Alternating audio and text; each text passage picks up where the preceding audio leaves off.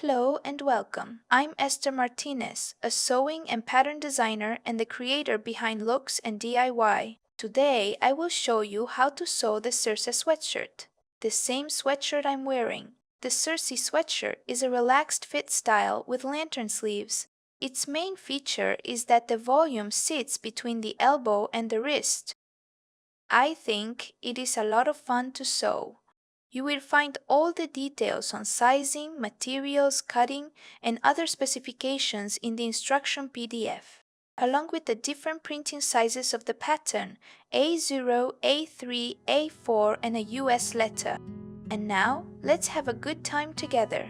Let's sew. This is sleeve piece 1. The sleeve is made of 2 pieces, and I want to clarify something about the notches. For sizes S and M, one of the notch positions overlaps. This notch is in the same place for both sizes, so you only need to mark it once. This happens because the nested size lines coincide at that point. The notch sits on the same line for both sizes, and that is normal. I just want you to keep this detail in mind when you mark your pieces. Everything is correct, so you can continue normally. We are going to start working on the sleeve. First, remember that all notches must be marked with a small snip. At the sleeve cap, we find 3 different notches. These notches indicate the back, the sleeve center, and the front. The back is identified with a double notch, and the sleeve center and the front are marked with single notches. At the sleeve hem area, we also find 3 notches. These 3 notches help us join sleeve piece 2 to sleeve piece 1. Because the sleeve is made of 2 pieces, these notches are very helpful. Mark all 3 notches with a small snip. Once all the notches are marked, remove the pins from the pattern. Then, lift off the paper pattern pieces. To avoid confusion, I placed a different pin on the right side of the fabric. This helps you identify the right side more clearly on camera.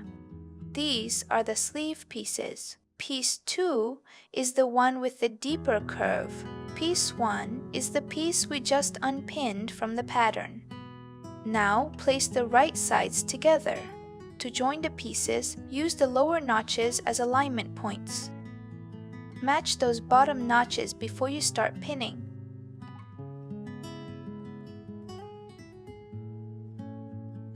Both curves have notches that make it easier to match the shapes.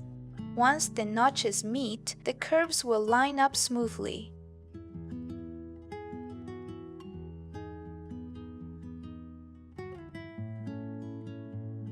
Align the notches and then begin pinning along the curve. Continue placing pins along the entire curve. Once the curve is fully pinned, sew it on the sewing machine. Stitch 1 cm from the edge. This pattern includes a 1 cm seam allowance.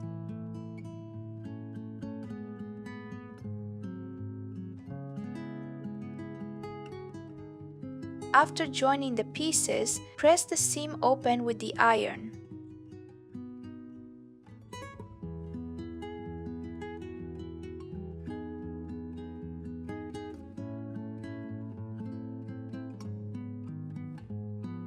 Here is the sleeve seam sewn and pressed open. Now we will sew the facing to the sleeve. This facing also acts as a cuff and gives the inside a clean finish. I keep the pins on the right side so you can see them better. Place the right side of the facing against the right side of the sleeve. This facing has a notch that marks the center. Match the center notch and pin all the way around. Remember that piece 2 must be cut 4 times. 2 of those pieces form the exterior, and the other 2 pieces form the interior facing we are attaching now. Once the pieces are pinned together, sew 1 cm from the edge. This pattern includes a 1 cm seam allowance.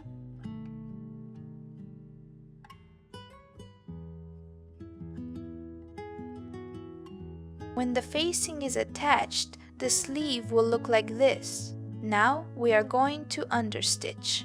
This understitch will secure the seam allowances inside the facing. Pin to keep both seam allowances inside the facing. This helps the cuff look clean after you turn the facing inward. Once the facing is turned inward, the cuff will look very neat. The outside will be clean and the inside fabric will not show. This keeps the interior fabric from being visible on the outside. Use pins to keep the seam allowances pointing in the correct direction. Gently stretch the fabric so the seam stays open without overstretching. Use a pin to hold the seam allowance flat against the facing.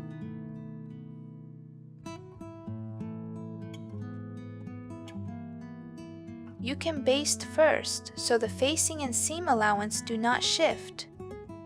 Sew on the right side, very close to the edge. Keep the understitching at a maximum of 0.5 cm from the edge. Keep the stitching parallel to the seam, using the seam as your guide. I am using a compensated presser foot for this understitching.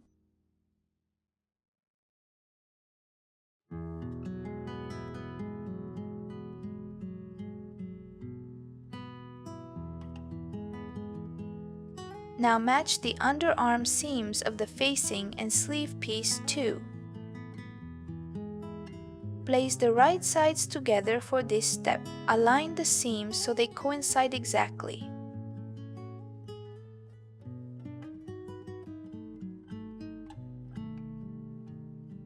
Pin through the seam lines to make sure they match.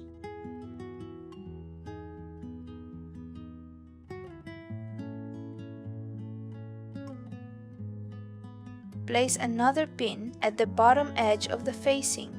After those 3 points are secured, pin along the facing and sleeve piece 2 to hold everything in place. Place a pin about 2 to 2.5 cm above the seam that joins sleeve pieces 1 and 2. Then sew 1 cm from the edge along this underarm seam. This pattern includes a 1 cm seam allowance.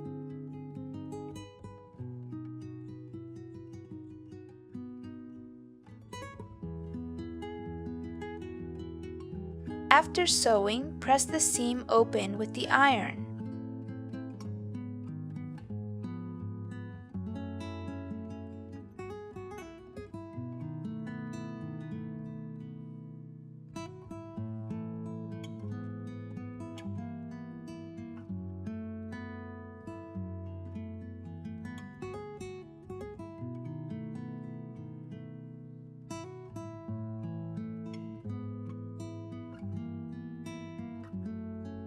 Overlock the raw edge of the facing. Make sure the seams you just pressed stay open as you overlock.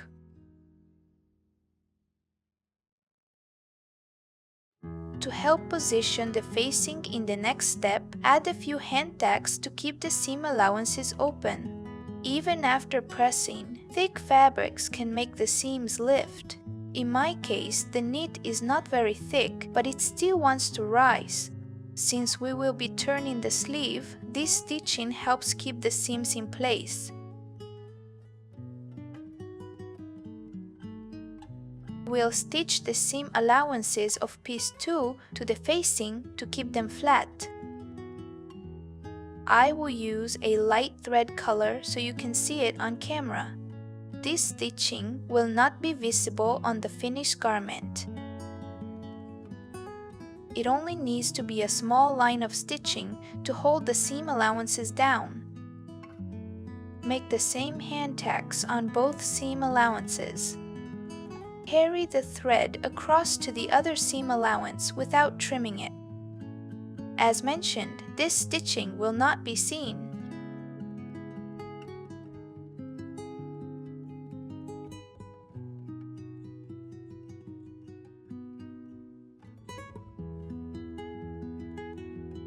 Now turn the sleeve right side out.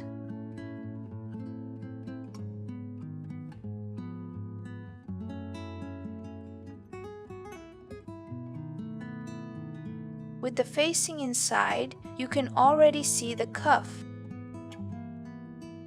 Now our goal is to make the facing completely flat. It should sit against the outer sleeve without bulk or wrinkles inside. To achieve this, we will place pins to hold the facing in position. As we pin, the understitching will settle into place. This understitching will look clean and nearly invisible on the outside. Once the pins are placed around the cuff, the facing will look like this.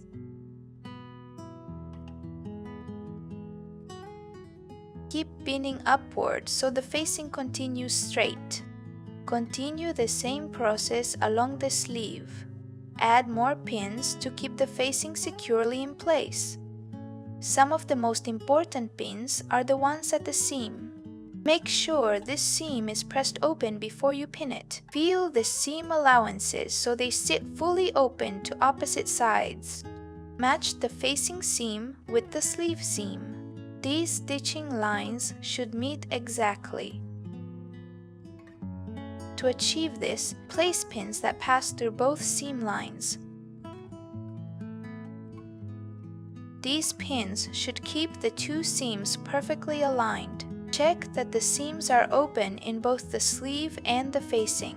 Then, place a pin, using touch to guide your positioning. This step is done by feeling that the facing fabric is smooth. Put one hand inside the cuff and use the other to adjust the fabric. Keep adjusting the fabric and add small pins as you go. These pins prevent the fabric from shifting. Once the facing and sleeve are positioned, continue pinning along the facing. Place the pins parallel to the seam that joins piece 1 and piece 2. Use that joining seam as your reference line while you pin. For a good fit, the facing must sit snugly. Make sure it is perfectly positioned against sleeve piece 1. Remember that this seam was pressed open with the iron. The seam allowances should be spread, one to each side.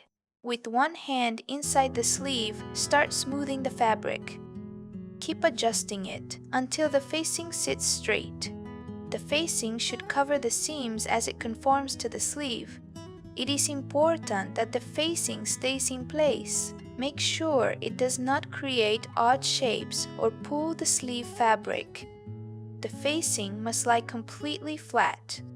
If the seam allowances open or move, you can correct them. Slide your fingers inside the sleeve to reach the seam allowances. Reposition them back into their correct place. I will show you how the inside looks once everything is settled. It is difficult to show this clearly while I am adjusting it. You can see how I position the facing with one hand inside the sleeve. With my other hand on the outside, I smooth the fabric flat. The goal is for the facing to be flat and smooth, and inside it will look like this. On the inside, you can see the overlock finish on the facing.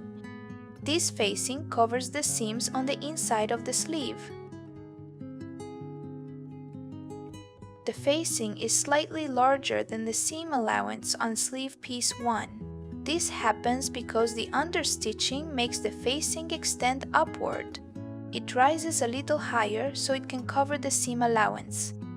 As you can see, the seam allowance is completely covered by the facing. This is another advantage of this understitching. Once you like how the facing looks, the next step is to baste it. We will secure the facing with a basting stitch. Baste parallel to the seam that joins the sleeve pieces. This basting will hold the facing in place for the next step.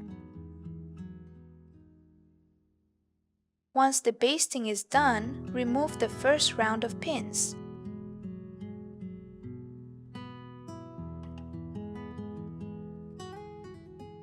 This is how the basting looks on the inside. Check that everything is positioned correctly. Then, remove the rest of the pins. For extra security, you can leave the pins at the underarm seam. These pins keep the seam pressed open and perfectly parallel. Remove the other pins, because they will only get in the way.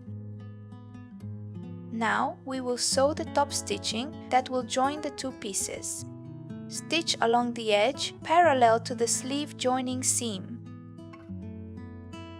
First, top stitch along the basting line, then top stitch again on the other side of that seam. These two lines of stitching will add structure and shape to the sleeve. They also help create the beautiful lantern shape of this sleeve.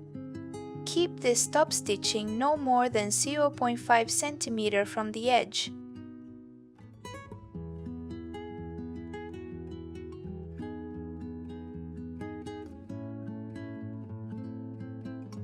This is how the top stitching looks on the outside. On the inside, in the facing, it looks like this. Now we will sew the second line of top stitching on the other side.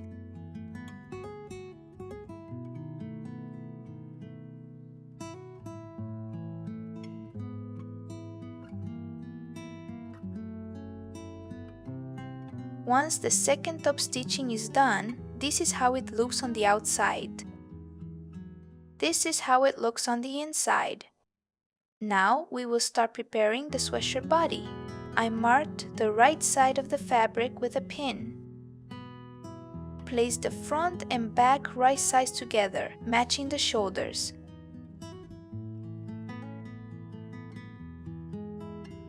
Pin the shoulder seams to hold the pieces together. Secure both shoulders with pins.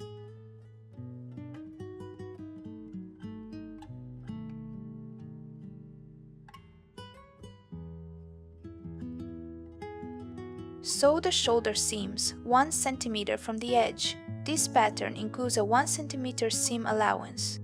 After sewing, overlock both seam allowances together. Before sewing the collar, I want to explain what these notches mean. These 3 notch groups are essential for attaching the collar to the body. The first notch group marks the front center. The second notch group marks the shoulder. And the last notch group marks the center back. This places the collar seam on one shoulder. These notches guide you while you attach the collar to the neckline. They help you attach the collar evenly by distributing the stretch. Sweatshirt collars are slightly stretched so they lie flat. This stretch helps the collar fit smoothly around the neckline. Cutting these notches is very simple. Cut out your size and snip both the upper and lower notches. Make these snips at every marked position on the collar.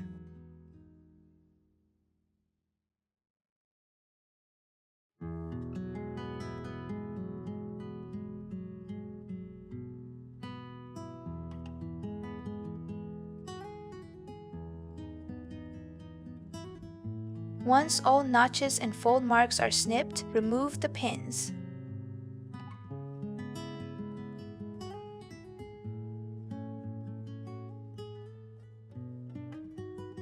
Now place the collar pieces right sides together. Align the fabric edges carefully. Match the short ends of the collar and pin them. Sew the short ends 1 cm from the edge. Once the collar is closed, we can attach it to the sweatshirt body.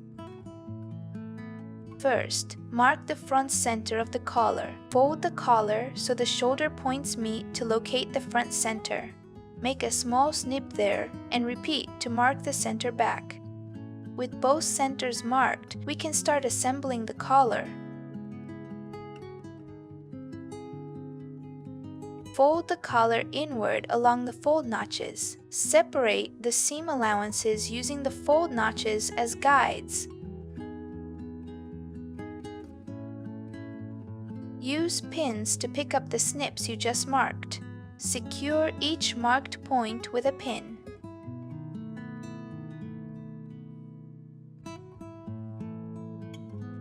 With the collar marked, we will pin it to the body neckline. Position the collar and body right sides together at the neckline. Match the collar seam to the right shoulder seam of the body. Keep the shoulder seam allowances pressed toward the back. Lock the seams in place by pinning directly through both seam lines. Match the collar front center notch to the front center mark on the body. Pin that front center point securely. Next, match the shoulder notch while keeping the seam toward the back. Finally, match the center back notch. Once the collar is pinned at all 4 points, start distributing the rest evenly. Gently stretch the collar as needed so it fits the neckline. Work in small sections so the fabric stays evenly spread. Because the collar is a bit smaller, stretch it slightly as you pin. Keep pinning until the entire neckline is secured. Use the same method all the way around the neckline. Stretch and adjust the collar a little, then secure it with pins. This pinning eases the back neckline into the collar. Do the same easing on the front neckline.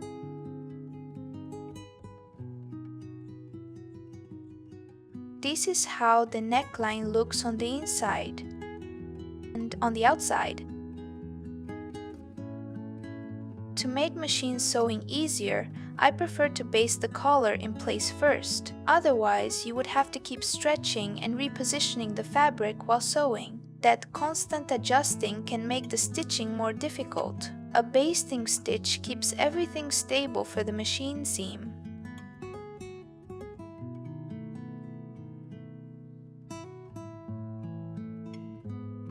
After basting, stitch the collar to the neckline, 1 cm from the edge. This pattern includes a 1 cm seam allowance. Finish the seam allowance with an overlock or a zigzag, catching all 3 layers. This finish keeps the seam allowance neat on the inside. With the collar sewn and finished, we will attach the label. In this case, it is a hanging label. Fold the label in half to find its center. Using the center back notch, align the label center with that mark. Insert the label ends just below the seam allowance. On the right side, pin the label in place.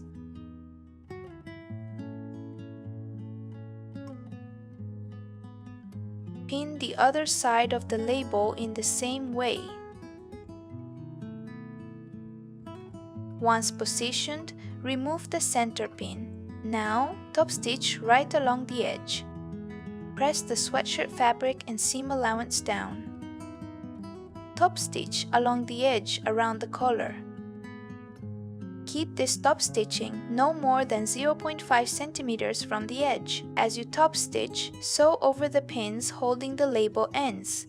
This top stitching secures the label permanently.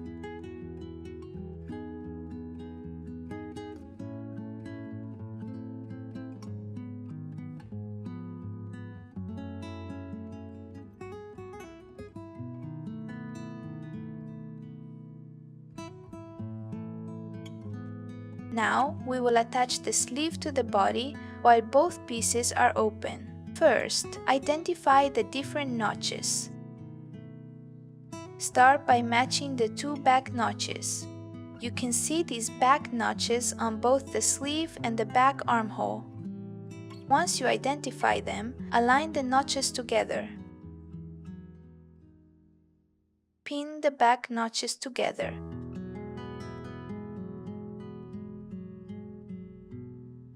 Place another pin to secure the sleeve at the back underarm. This pin should sit right in the back armhole. Next, find the sleeve center notch. This notch aligns with the shoulder.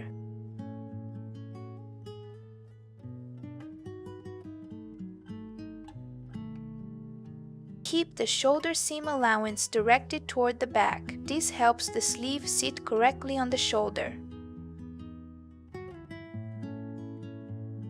Next, match the single notch that indicates the front. This notch is on both the sleeve and the front body, so pin it together.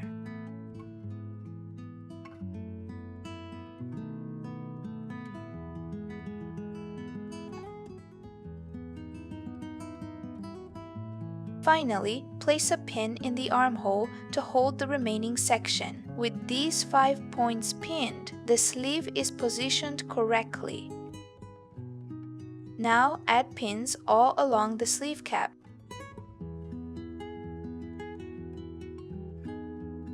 The sleeve has a little ease, and that fullness stays at the shoulder. Leave the extra ease centered in the shoulder area.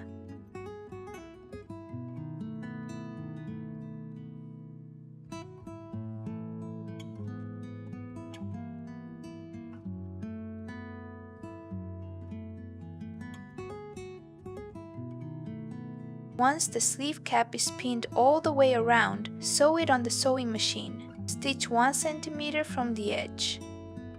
Sew the entire sleeve cap seam. This pattern includes a 1 cm seam allowance.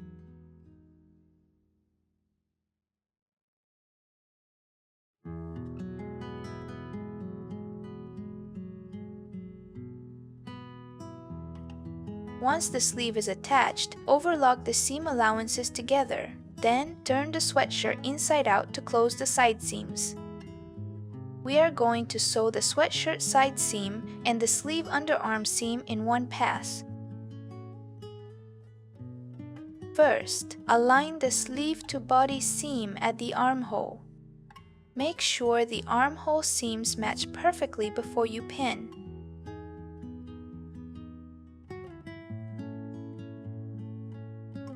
Keep both seam allowances pointing upward.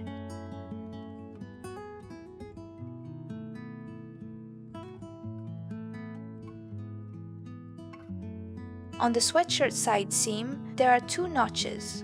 The lower notch marks the 4 cm hem allowance at the bottom. The upper notch marks the start of the side opening. The side opening is 10 cm long. Sew the side seam up to the opening notch. Leave the side opening unsewn. Then continue pinning along the sleeve underarm seam. Remember that earlier we stitched about 2.5 centimeters of this seam into sleeve piece 1. This small section should already be secured. Now pin the remaining underarm seam to close it.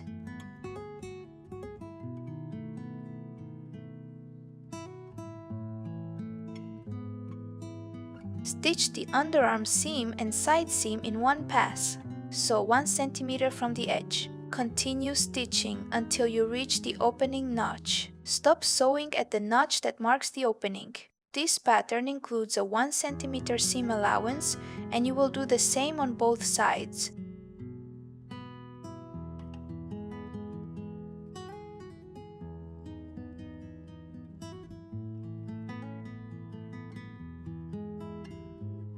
Now finish the seam allowances with an overlock stitch. First, overlock each seam allowance separately at the side opening. Start the overlock 5 cm above the seam. This point is 5 cm above the end of the seam. Overlock one side of the opening and then the other side separately. If you do not have an overlocker, use a zigzag stitch instead.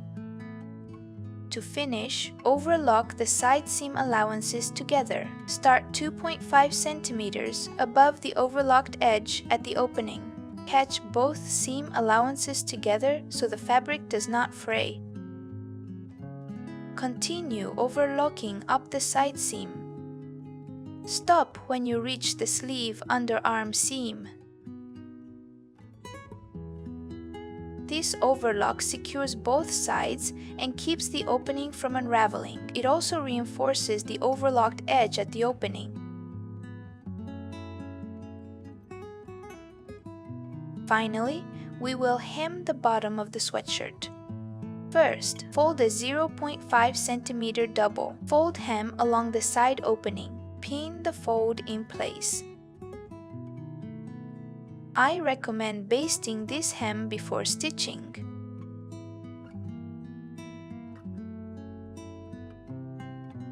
Repeat the same hem on the other side of the opening.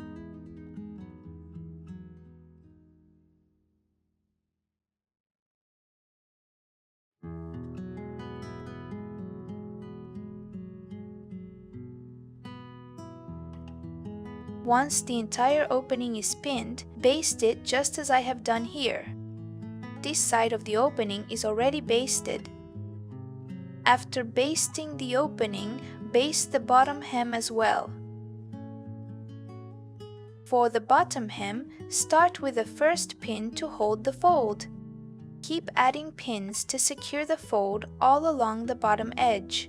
This first pin helps you establish the fold. Make a 2 cm plus 2 cm double fold hem at the bottom. Do this double fold hem all the way around the bottom edge.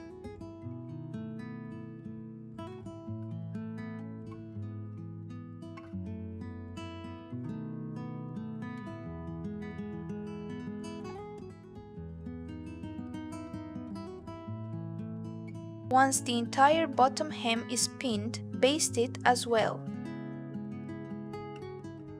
To sew the hem, stitch it in one continuous run. Start at the opening hem and sew straight across to the other side. Then sew down along the opening and continue onto the bottom hem.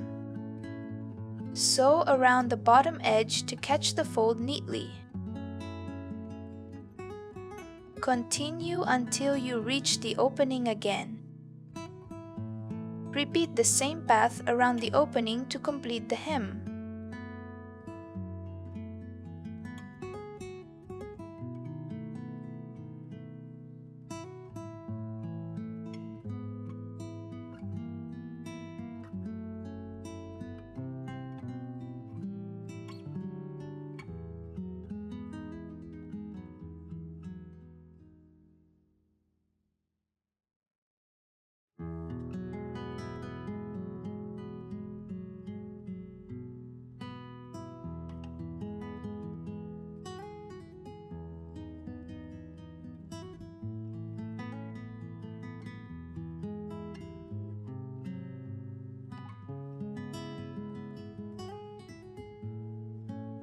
This is the finished Circe sweatshirt.